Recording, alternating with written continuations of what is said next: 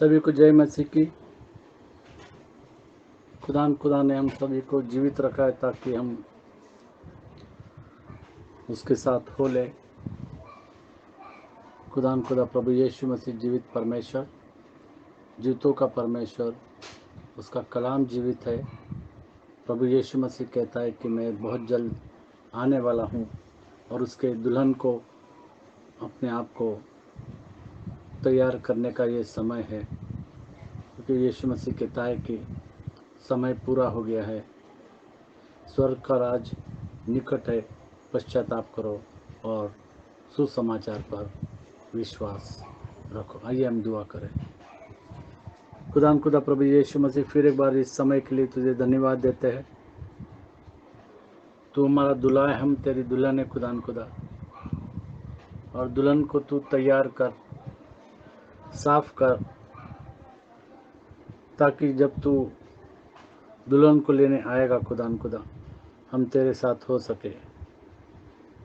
ये अंत काल का समय है और हम सभी को अनंत काल के जीवन में जाना है खुदा, और केवल तू हमको अनंत काल के जीवन में लेके जाएगा, क्योंकि तेरा कलाम जीवित कलाम है। हम अपने आप को तुझे सौंप देते हैं, हमारा प्राण, हमारा शरीर, सब कुछ तेरे हाथ में सौंप देते हैं। प्रभु यीशु मसीह के नाम से मांगते हैं, आमीन।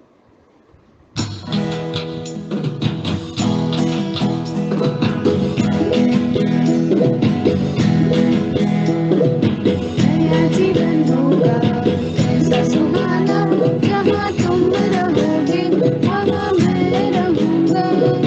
आनंद जीवन होगा, आनंद जीवन होगा, नया जीवन होगा कैसा सुहाना, जहाँ तुम रहोगे वहाँ मैं रहूँगा। आनंद जीवन होगा, आनंद जीवन होगा।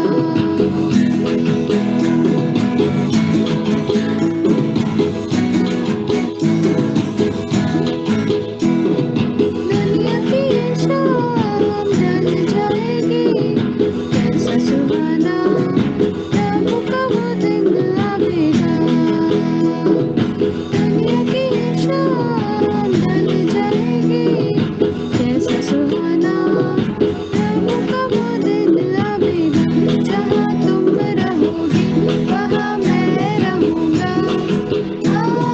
आनंद जीवन होगा,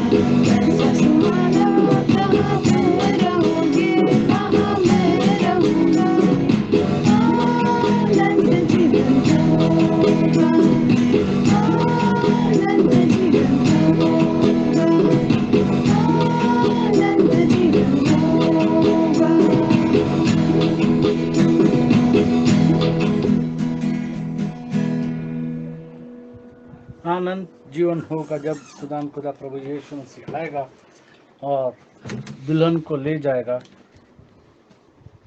आनंद जीवन होगा।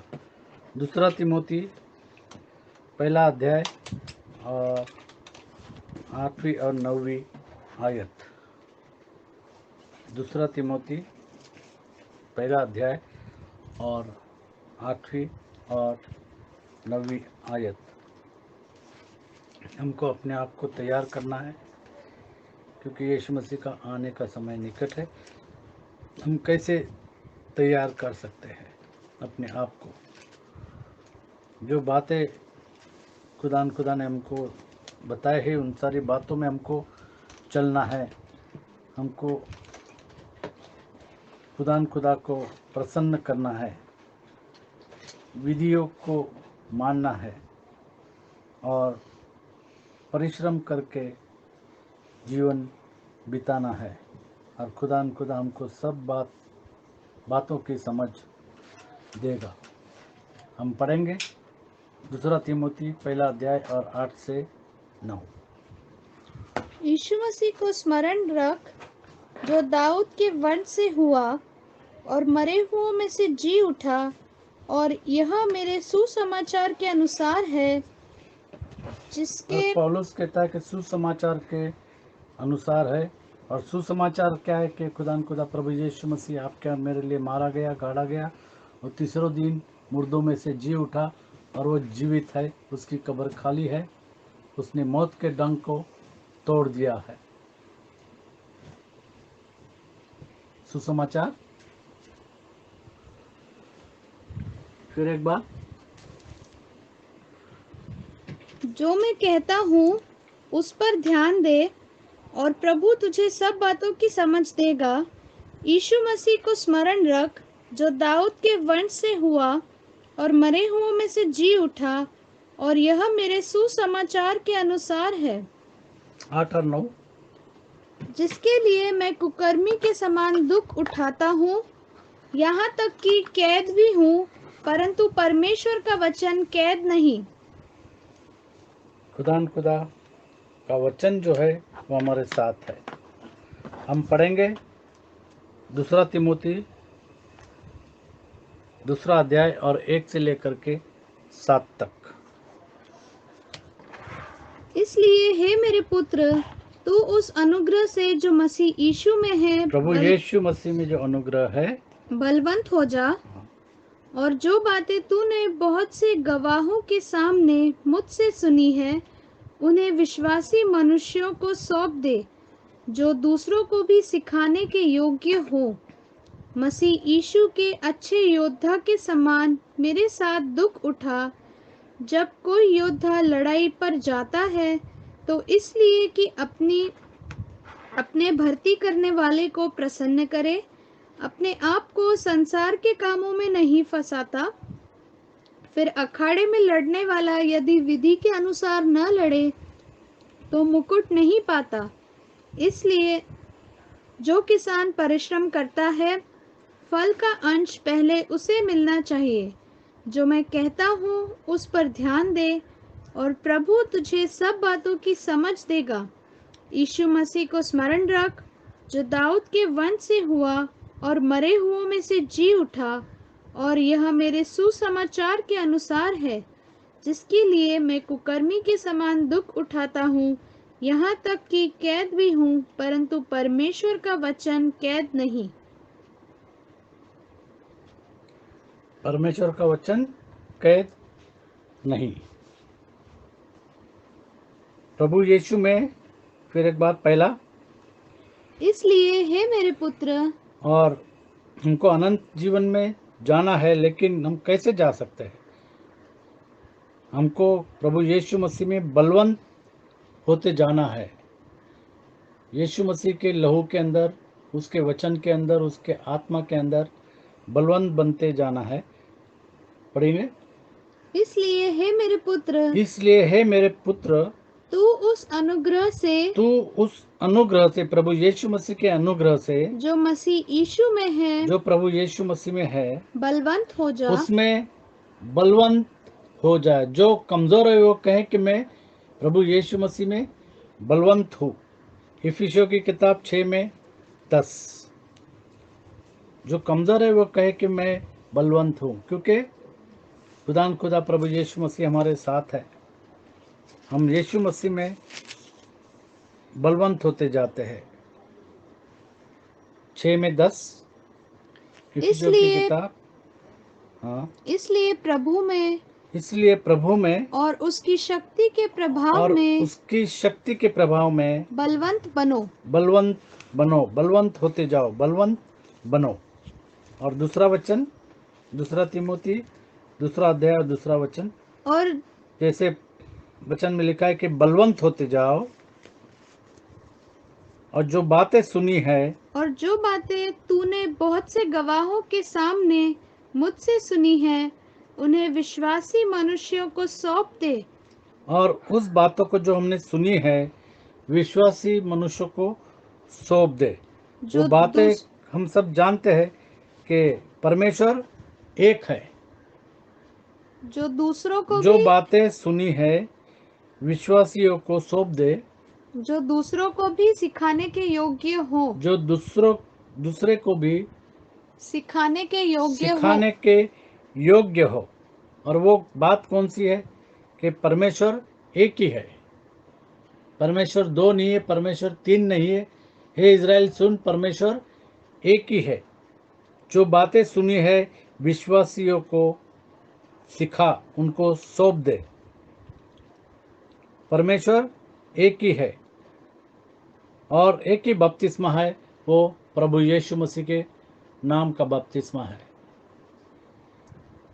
One Lord, one faith, one baptism. एक ही प्रभु, एक विश्वास और एक ही बपतिस्मा। जो बातें सुनी हैं, जो बातें हमने सुनी है, जो बातें हमने पढ़ी है बाइबल के अंदर, विश्वासियों को सौंप दे। और इस समय में हम विश्वासियों को बताते हैं कि परमेश्वर एक ही है और प्रभु यीशु मसीह का नाम का बपतिस्मा सच्चा बपतिस्मा है। पहला तिमोथी पहला अध्याय और 12वां वचन, 12वीं आयत। पहला तिमोथी पहला अध्याय और 12वीं आयत।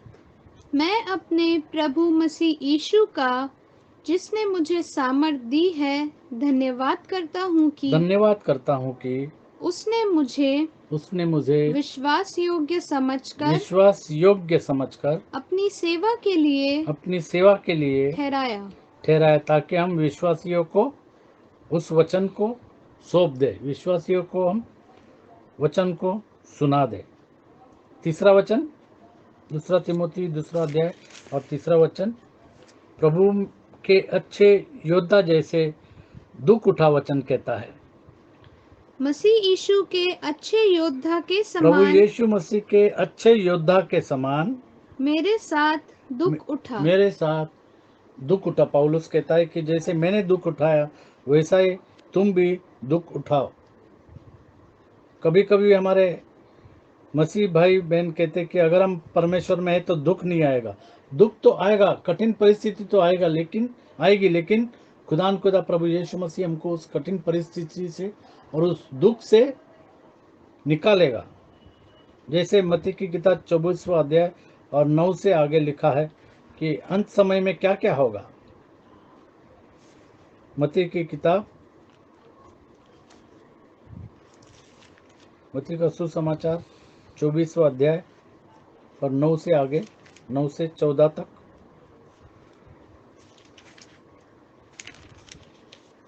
मत्ती की किताब 24वां अध्याय 9 से 14।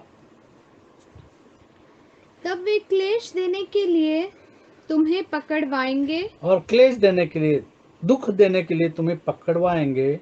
और ये तुम्हें समय आ रहा है, हम देख रहे कि अलग अलग जगहों में किस तरीके से जो मसीह लोग हैं उनके ऊपर सताव आ रहा है। ये परमेश्वर के वचन के द्वारा लिखी हुई बात है, लेकिन हमको डरना नहीं है। ये सब बातें होते रहेगी, जो लिखी हुई बात है वो तो होगी। हाँ, और तुम्हें मार डालेंगे और तुम्हें मार भी डालेंगे, और मेरे नाम के कारण सब जातियों के लोग तुमसे बैर रखेंगे। खुदा प्रभु यीशु मसीह के नाम के कारण हमसे लोग बैर रखेंगे। ये समय आ रहा है, ये समय हम देख रहे हैं, न्यूज़ के अंदर देख रहे हैं, अलग अलग जगहों में हम देख रहे हैं। तब बहुत से ठोकर खाएंगे तब बहुत से ठोकर खाएंगे। और एक दूसरे को पकड़वाएंगे हाँ, और एक दूसरे से बैर रखेंगे। बहुत से झूठे भविष्यद्वक्ता उठ खड़े होंगे और बहुत से झूठे भविष्यद्वक्ता भी उठ खड़े होंगे। और बहुतों को भरमाएंगे। हाँ, अधर्म के बढ़ने से बहुतों का प्रेम ठंडा पड़ जाएगा, परंतु जो अंत तक धीरज धरे रहेगा परंतु जो अंत तक धीरज धरे रहेगा उसी का उद्धार होगा। उसी का उद्धार, वो ही अनंत जीवन में जा सकता है। और राज्य का यह सुसमाचार सारे जगत में प्रचार किया जाएगा कि सुसमाचार प्रचार किया जाएगा कि सब जातियों पर गवाही हो, कि सब जातियों पर गवाही हो, तब अंत आ जाएगा। तब अंत आ जाएगा। ये अंत काल का समय है और हमको अनंत जीवन में जाना है। अब प्रभु यीशु मसीह हमको अनंत जीवन में ले जाएगा। चौथा वचन, जब कोई योद्धा लड़ाई पर जाता है तो इसलिए कि अपनी हमको अच्छे योद्धा के नाए बनना है। दुख तो आएगा लेकिन अच्छे योद्धा के नाए हमको अंत तक वफादार बनना है। 4, जब कोई योद्धा लड़ाई पर जाता है तो इसलिए कि अपने भर्ती करने वाले को प्रसन्न करे।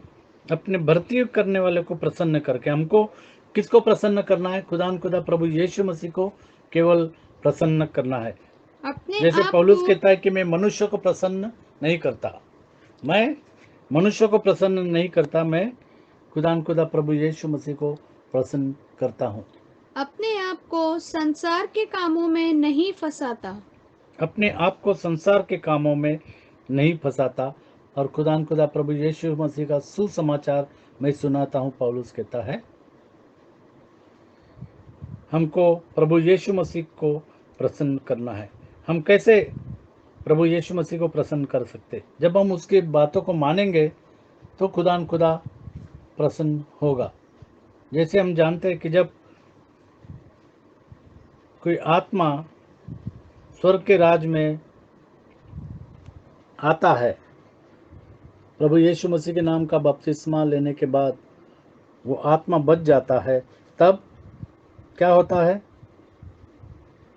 सारे दूत जो है वो खुशियां मनाते हैं और खुदान खुदा प्रसन्न होता है। तो हमको प्रसन्न करना, कैसे हम प्रसन्न कर सकते हैं? कि जो वचन में लिखा है उन बातों को मान करके और परमेश्वर की इच्छा हमारे जीवन में पूरी करके हम खुदान खुदा को प्रसन्न कर सकते हैं। और 5वां वचन, फिर अखाड़े में लड़ने वाला यदि विधि के अनुसार न लड़े, विधि के अनुसार, हमको विधि के अनुसार लड़ना है।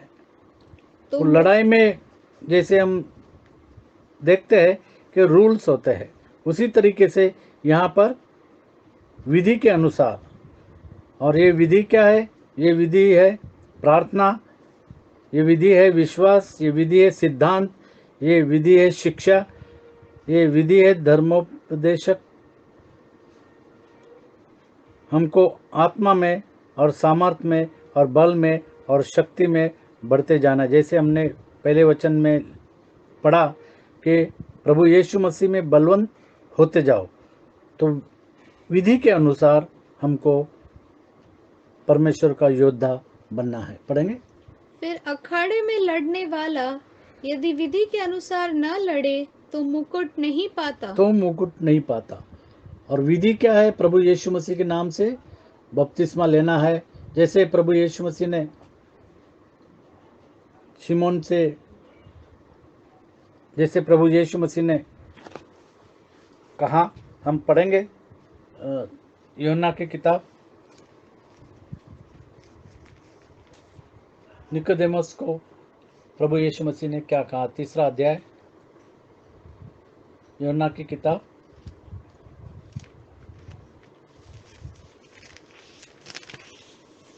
3रा अध्याय और 1 से आगे। फरीसियों में निकोदेमस नाम का एक मनुष्य था जो यहूदियों का सरदार था। और यहाँ पर ये सरदार था। उसने रात को यीशु के पास आकर उससे कहा, हे रब्बी, हम जानते हैं कि तू परमेश्वर की ओर से गुरु होकर आया है, क्योंकि कोई इन चिन्हों को जो तू दिखाता है यदि परमेश्वर उसके साथ न हो तो नहीं दिखा सकता। यीशु ने उसको उत्तर दिया, मैं तुझसे सच सच कहता हूँ, यदि कोई नए सिरे से न जन्मे तो परमेश्वर का राज्य देख नहीं सकता। निकोदेमस ने उससे कहा, मनुष्य जब बूढ़ा हो गया तो कैसे जन्म ले सकता है? क्या वह अपनी माता के गर्भ में दूसरी बार प्रवेश करके जन्म ले सकता है? यीशु ने उत्तर दिया, मैं तुमसे सच सच कहता हूँ, जब तक कोई मनुष्य जल और आत्मा से न जन्मे तो वह परमेश्वर के राज्य में प्रवेश नहीं कर सकता। परमेश्वर के राज में प्रवेश नहीं कर सकता। और निकोदेमस को बताया गया। फिर एक बार हम पढ़ेंगे उस वचन को, 5वां। विधि के अनुसार, फिर अखाड़े में लड़ने वाला यदि विधि के अनुसार न लड़े तो मुकुट नहीं पाता। हमको अगर मुकुट पाना है तो हमको विधि के अनुसार सब कुछ काम करना है। और वो विधि विश्वास, परमेश्वर के वचन के ऊपर विश्वास, प्रार्थना और आत्मा का बपतिस्मा, सिद्धांत, शिक्षा और धार्मिकता, इन सारे बातों पर हमको गौर करना है। 6 में, जो किसान परिश्रम करता है फल का अंश पहले उसे मिलना चाहिए। खुदा कहता है कि हमको भी परिश्रम करना चाहिए।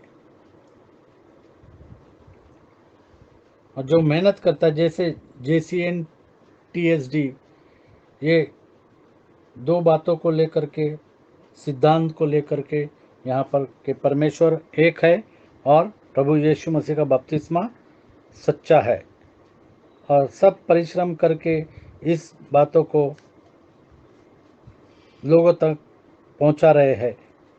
और परमेश्वर कहता है कि तुम्हारी मेहनत जो है, 1 कुरिन्थियों 15 में 58, तुम्हारा परिश्रम व्यर्थ नहीं जाएगा। हर एक को परमेश्वर कहता है कि जो तुमने परिश्रम किया है वो परिश्रम व्यर्थ नहीं जाएगा। हमको अनंत जीवन में जाने के लिए परिश्रम करना पड़ेगा। इसलिए हे मेरे प्रिय भाइयों, दृढ़ और अटल रहो। दृढ़ और अटल। दृढ़ किसमें? विश्वास के अंदर दृढ़, और अटल विश्वास के रहो। अंदर अटल रहो। उस चट्टान के ऊपर अटल रहो। अटल मतलब हिलता नहीं है।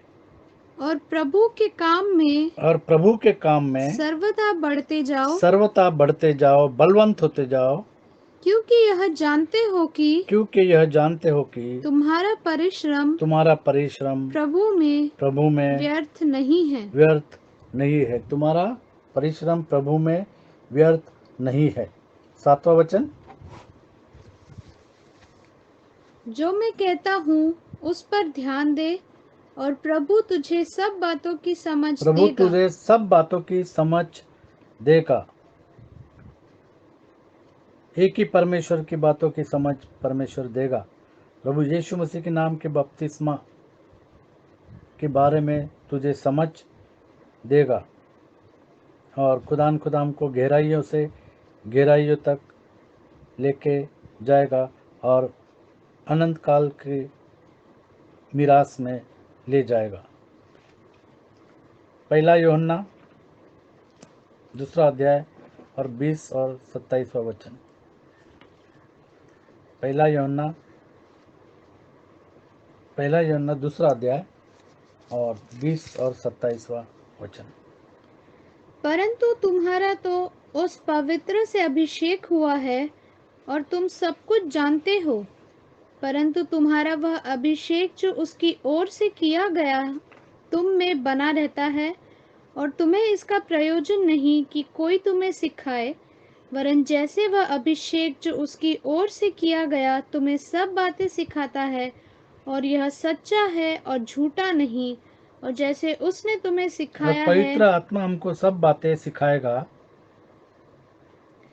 वरन जैसे वह अभिषेक जो उसकी ओर से किया गया है तुम्हें सब बातें सिखाता है, और यह सच्चा है और झूठा नहीं, और जैसा उसने तुम्हें सिखाया है वैसे ही तुम उसमें बने रहते हो। हम सब उसमें बने रहते, उस वचन में बने रहते हैं जो सच्चा वचन है। मत्ती की किताब 24 में 42, क्योंकि ये अंत समय है और हमको अनंत काल के जीवन में जाना है। मत्ती की किताब 24 में 42, 42। इसलिए जागते रहो, इसलिए जागते रहो, क्योंकि तुम नहीं जानते क्योंकि कि तुम नहीं जानते कि तुम्हारा प्रभु किस दिन तुम्हारा आएगा। प्रभु किस दिन आएगा। दूसरा तिमोथी 3 में 12। दूसरा तिमोथी 3 में 12। पर जितने मसीह यीशु में भक्ति के साथ जीवन बिताना चाहते और हैं, जितने प्रभु यीशु मसीह में भक्ति का जीवन बिताना चाहते हैं, वे सब सताए जाएंगे। वे सब सताए जाएंगे। तो सताया जाना तो होगा, क्योंकि ये अंत काल का समय है, लेकिन हमको बलवंत बनते जाना है, क्योंकि यीशु मसीह कहता है कि बलवंत हो, और जो कमज़ोर है वो भी कहे कि मैं प्रभु यीशु मसीह में बलवंत हूँ। दूसरा तिमोथी 4 अध्याय और 1 से 5। परमेश्वर और मसीह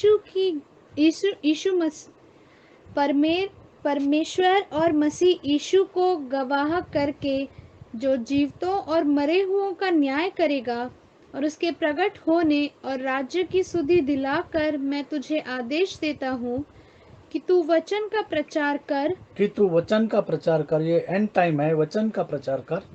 समय और असमय तैयार रह, समय और असमय तैयार रहे।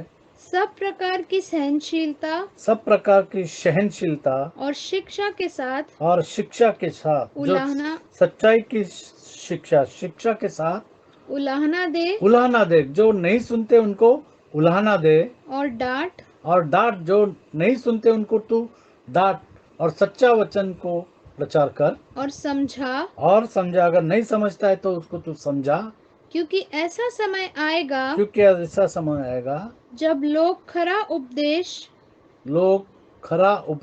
न सह सकेंगे, सह सकेंगे। पर एक परमेश्वर इस बात को एक्सेप्ट नहीं करेंगे, और प्रभु यीशु मसीह के नाम का बपतिस्मा को वो न अपनाएंगे। पर कानों की खुजली के कारण, कानों की खुजली के कारण, अपनी अभिलाषाओं के अनुसार, अपने लिए बहुत से उपदेशक अपने लिए बहुत से उपदेशक बटोर लेंगे। जैसे हम देखते हैं कि बहुत से उपदेशक है, लेकिन वो सच्चाई को बयान नहीं करते, और अपने अपने कान सत्य से फेर कर, और अपने अपने कान सत्य से फेर कर। और सत्य क्या है? कि परमेश्वर एक है। सत्य क्या है? कि प्रभु यीशु मसीह का नाम का बपतिस्मा, वो ही एक ही बपतिस्मा सत्य है। कथा कहानियों पर लगाएंगे, और अपना कान, फिर एक बार, और अपना कान सत्य से फेर कर कथा कहानियों पर लगाएंगे। कथा और कहानियों पर लगाएंगे। हम देखते हैं कि जो प्रचारक है वो कथा और कहानी सुनाते हैं यहाँ वहाँ की। पर तू सब बातों में सावधान रहे। दुख उठा। सुसमाचार प्रचार का काम कर, और अपनी सेवा को पूरी कर। ये अंत काल का समय है और हमको अनंत काल के जीवन में जाना है। रीना से कहूँगा कि दुआ। हालेलुया। धन्यवाद धन्यवाद धन्यवाद। हाँ प्यारे प्रभु जी, सचमुच में तू अपने वचन के द्वारा हमको बार बार चिताता है। तेरे सुंदर वचनों से प्यारे प्रभु जी तू हर एक से तू बोलता और बातचीत करता है। हाँ प्यारे प्रभु जी, शायद आज सुनने वालों में से कोई है जिसने तेरी सच्चाई को नहीं कबूल किया है, यीशु मसीह के नाम का बपतिस्मा नहीं लिया है। प्यारे प्रभु जी, आज हर एक के दिलों से तू बोल और बातचीत कर। हाँ प्यारे प्रभु जी, तू बार बार हमको अवसर देता है और नहीं चाहता कि कोई नाश हो जाए। हाँ प्यारे प्रभु जी, तू दयालु, कृपालु, अनुग्रहकारी और विलम्ब से कोप करने वाला हमारा परमेश्वर है।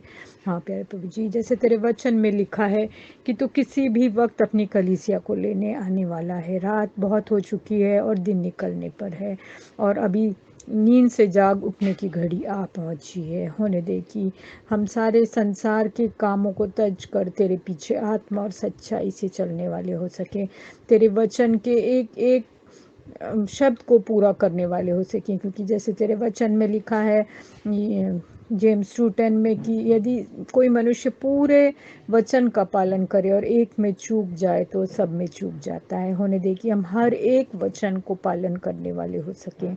और हाँ प्यारे प्रभु जी, अपने जीवन को तेरे वचन के अनुसार ढालने वाले हो सके। जैसा तेरा स्वभाव था प्यारे प्रभु जी, वैसा ही हमारा स्वभाव होने दे कि आत्मा के दान, आत्मा के फल हमारे जीवन में बहुत ताज से पा जाए। हम में से हर एक के जीवन में तू प्रेम दे, धीरज दे, विश्वास दे, संयम दे प्यारे प्रभु जी। हाँ, हम में से कितने प्रेम से नहीं रहते, हमारे अंदर अभी भी क्रोध, बैर, झगड़ा सब है प्यारे प्रभु जी।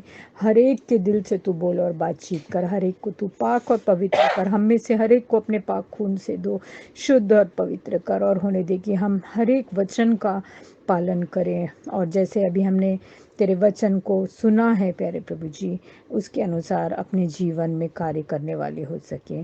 सारी बातों के लिए तेरा धन्यवाद करते हैं। तेरा वचन मधु से भी मीठ रहा है और हर एक दोधारी तलवार से भी तेज है प्यारे प्रभु जी, जो गांठ गांठ और गूदे गूदे को आर पार छेद देता है। हाँ प्यारे प्रभु जी, सचमुच में होने दे कि इस वचन के द्वारा तू हमको शुद्ध और पवित्र कर और अपने आने के लिए तैयार कर। अपने खून में छुपा के रख, हर एक सुनने वाले पर अपना अनुग्रह कर, आशीष दे, बरकत दे और अपने खून में छुपा के रख, अंत तक वफादार बना। सारी बातों के लिए तेरा धन्यवाद करते हैं और इस सुंदर वचन के लिए तेरा धन्यवाद करते हुए, उस पर आशीष चाहते हुए, इस छोटी सी विनती को यीशु मसीह के महान, पवित्र, मीठे और सामर्थी नाम में मांगती हूँ। सुना कबूल कर, आमीन। खुदा आपको अनंत जीवन में जाने के लिए तैयार करे और सहायता करे। प्रभु यीशु मसीह आपको आशीषित करे।